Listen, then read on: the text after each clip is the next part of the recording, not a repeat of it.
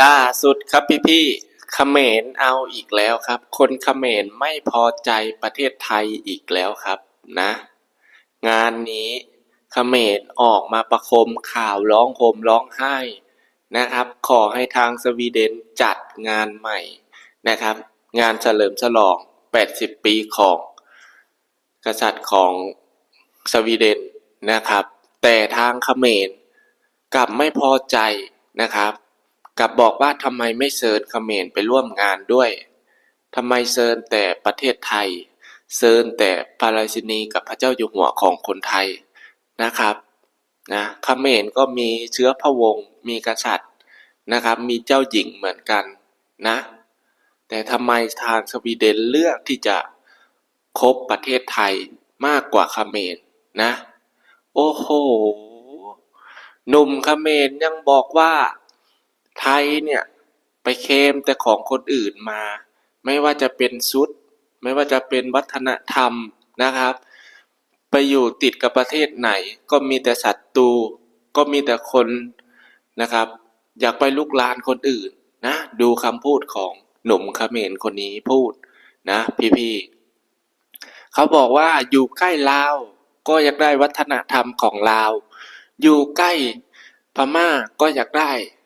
ชุดของพม่าอยู่ใกล้กัมพูชาอยู่ใกล้เขมรนี่ก็อยากได้วัฒนธรรม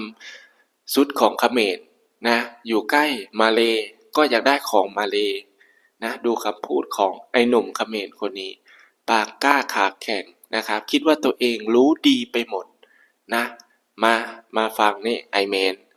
เดี๋ยวพี่จะบอกให้นะน้องการที่น้องออกมาพูดแบบนี้เนี่ยน้องมีความรู้แค่ไหนน้องมี ข้อมูลแค่ไหนเกิดทันปีที่เท่าไหร่นะเกิดทันหรือยังก่อนที่ไทยจะเกิดเนี่ยเกิดทันไทยหรือยังเกิดทันสยามหรือยังนะรู้ดีไปหมดนะแต่ไม่มองสภาพบ้านเมืองตัวเองนะครับแต่ไม่มองสภาพองค์หญิงไม่มองสภาพไอ้กษัตริย์หัวโล้นไอ้ทาสของฮุนเซนน่ะนะครับนะเนี่ยฟังนะ การที่สวีเดนเนี่ยเขาไม่เชิญเขมรเข้าร่วมงานเนี่ยนะขนาดญี่ปุ่นนะญี่ปุ่นเขายังไม่ได้รับเชิญเลยเขมรนะสวีเดนเนี่ยเขาเชิญแต่ประเทศที่เป็นพันธมิตรที่แน่นแฟ้นแล้วก็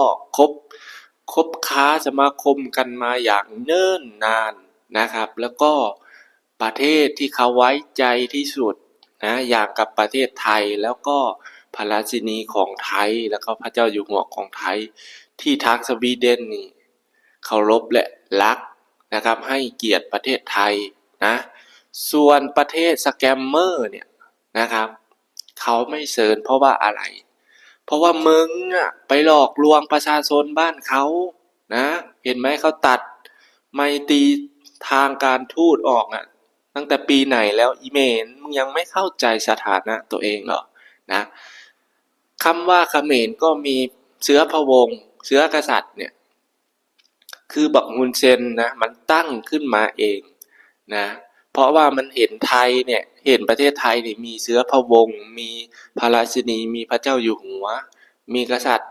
เขมรมันก็ไม่ยอมน้อยหน้าแล้วมันก็ตั้งกษัตริย์แล้วก็เจ้าหญิงกมลนะขึ้นมาเพื่อเพื่ออะไรเพื่อจะมาเทียบชั้นกับประเทศไทย เพื่อจะมาเทียบบารมีกับประเทศไทยแต่มันทำไม่ได้นะมันทำไม่ได้เพราะอะไรเพราะว่าไทยนี่มีเชื้อพระวงศ์มาตั้งแต่ต้นกำเนิดมาตั้งแต่ยาวนานนะไม่ว่าจะเป็นราชการที่เท่าไหร่นะไอเมนต้องไปหาข้อมูลดูให้ดีๆนะไทยนี่เขามีตั้งแต่เนิ่นนานเลยนะตั้งแต่ประวัติศาสตร์เขมรเพิ่งจะมาเกิดเนี่ยจะมีเชื้อพระวงศ์ได้ยังไง นะแล้วองค์หญิงเขมรนี่ก็ไม่ได้จะเอามาเทียบชั้นกับพระราชินีของไทยมันเป็นไปไม่ได้มันคนละชั้นคนละระดับนะเหมือนฟ้ากับเหวมันเทียบกันไม่ติดอยู่แล้วนะเมนส่วนเจ้าหญิงเขมรก็มารอนี่ก็ชอบก๊อปแต่ชุดไทยโปรโมทแต่ชุดไทยนะส่วนกษัตริย์พระองค์ไอหัวล้านๆน่ะนะที่คุณเชนเดินแล้วไม่อยากจะกราบน่ะเดินเหยียบหัวเหยียบเท้าน่ะ ก็คือมันชอบขอนะเหมือนพ่อมันแหละเหมือนพ่อฮุนเซนมันอ่ะชอบขอไปเรื่อยนะไม่ว่าจะเป็นทุนเรียนฟรีไม่ว่าจะเป็นค่าข้าวอาหารเด็กนักเรียนเขมรนะไม่ว่าจะเป็นการบูรณะปราสาทนครวัดเนี่ยก็ขอทาง UN ไปเรื่อยนะนี่แหละครับกษัตริย์นะมันไม่ใช่นะกษัตริย์มันต้องอยู่แบบสง่างามนะต้องมีบัตรเชิญอย่างเป็นทางการแต่เขมรไม่มีครับพี่ๆนะมาเรียกร้องมาร้องห่มร้องไห้ออกมาประท้วงให้ทางสวีเดนจัดงานใหม่เนี่ยมันเป็นไปไม่ได้นะไม่เห็นนะมันเป็นไปไม่ได้ตัวเองรู้สถานะไม่ว่าตัวเองเนี่ยเป็นทาสรับใช้นะครับเป็นทาสเพิ่งจะเกิดนะถ้าไม่เชื่อเนี่ยไปจุดธูปแล้วถามบรรพบุรุษของเขมรเองนะว่าเกิดปีไหนเกิดมาได้กี่ปีแล้วนะเมย์แล้วก็ถามด้วยว่าเราเนี่ยเคยเป็นทาสสยามไหมเคยเป็นทาสคนไทยไหมนะแล้วก็ถามบรรพบุรุษด้วย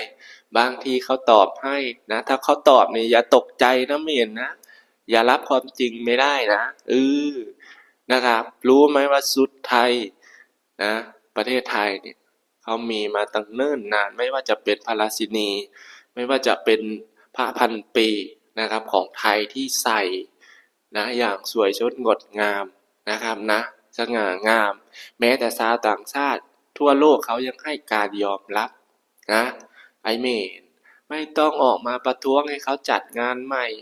ประเทศที่หลอกลวงประเทศแคมโบเดียเขาไม่ยอมรับนะบอกกีตาร์จะให้มาฟังไอ้หนุ่มเขมรนะครับท่านผู้ชมมันพูดถึงประเทศไทยว่ายังไงนะมารับชมคลิปของมันได้เลยครับพี่ลืมสัญชาตญาณของบรรพบุรุษของตัวเอง ติดชายแดนเมียนมาก็เอาวัฒนธรรมของเมียนมามานิดนึงติดลาวก็เอาวัฒนธรรมการแต่งตัวของลาวมานิดนึงติดกัมพูชาก็เอาวัฒนธรรมของกัมพูชามานิดนึงแล้วก็ติดกับมาเลเซียก็ได้รับอิทธิพลวัฒนธรรมของมาเลเซียเอามาใช้มานิดนึงแล้วก็วัฒนธรรมของตัวเองก็ไม่มีแล้วก็มาอยู่ละแวกนี้มีปัญหาหมดทั้งชายแดนกัมพูชาชายแดนเมียนมาชายแดนมาเลเซียนี่แหละสันดานดัดสันดานแล้วก็วัฒนธรรมของกัมพูชาเขาก็มีตั้งแต่เดิมแต่ไอ้พวกนี้มันก็ลืมวัฒนธรรมของตัวเองมันก็เคลมมาเป็นของตัวเองในเมื่อเจ้าของเขาทวงคืนทำเป็นโวยวายทำเป็นดราม่านี่แหละสันดานเนาะวัฒนธรรมของตัวเองคืออพยพมาจากจีนอยู่นานแล้วก็มาอยู่เป็นทาสรับใช้ของกัมพูชาในเมื่อกัมพูชาออนแอร์ลงมันก็เนรคุณมันก็ตีแย่งชิง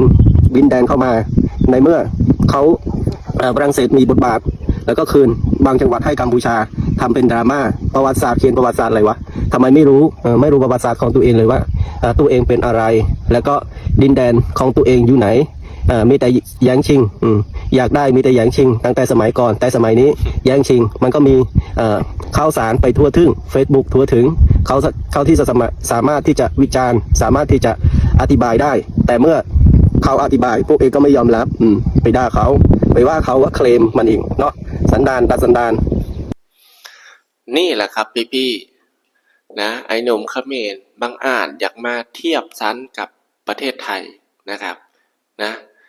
หาว่าประเทศไทยไปเคมของประเทศโน้นประเทศนี้สร้างแต่ศัตรูไปเรื่อยนะครับเมนมึงฝันหรือเปล่านะมึงหล่อนหรือเปล่านะคือเขาก็อยู่ของเขาเขาไม่ได้ไปไปเคมอะไรของเขาคำพูดทุกอย่างที่พูดมาเนี่ยเป็น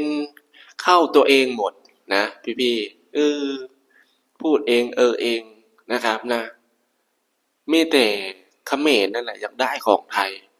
นะครับไม่มีประเทศไหนดอกลาวพม่ามาเลนี่เขาไม่ได้อยากได้อะไรจากประเทศไทยไทยก็ไม่ได้อยากได้อะไรจากประเทศเหล่านี้นะครับมีแต่เขมรเนี่ยครับตั้งเนื้อตั้งตนนะครับนะไม่รู้จักที่ต่ำที่สูงอยากดีดตัวอยากขึ้นมาเทียบชั้นเห็นไทยมีอะไรก็อยากมีเหมือนเขาเออเป็นทาสมันก็นิสัยมันก็เป็นแบบนี้แหละครับนะเป็นทาสรับใช้เนี่ยเจ้านายมีทาสก็อยากมีเหมือนกันนะครับอยากโดดเด่นในชาวโลก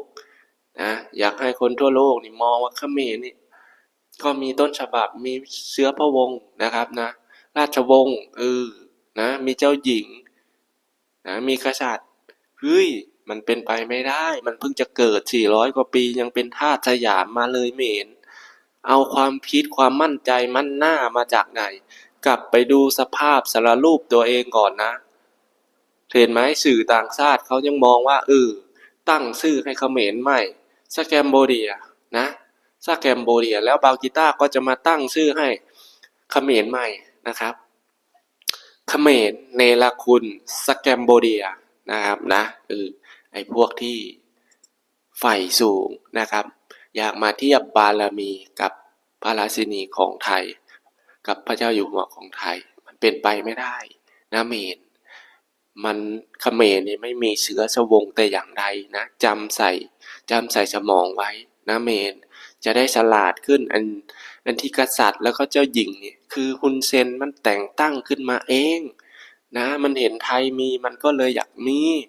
นะเห็นไหมเนี่ยกษัตริย์ของเขมรนี่แม้แต่ฮุนเซนยังไม่ไหว้เลยมันยังเหยียบหัวเหยียบเท้าไปเลยนะไอ้เมนอู้หูเห็นชุดไทยไม่ได้เห็นชุดไทยไปปรากฏได้สายตาชาวโลกไม่ได้เป็นไงล่ะอิจฉาตาร้อนร้องห่มร้องไห้นะยอมรับสภาพไม่ได้นะเมนนะ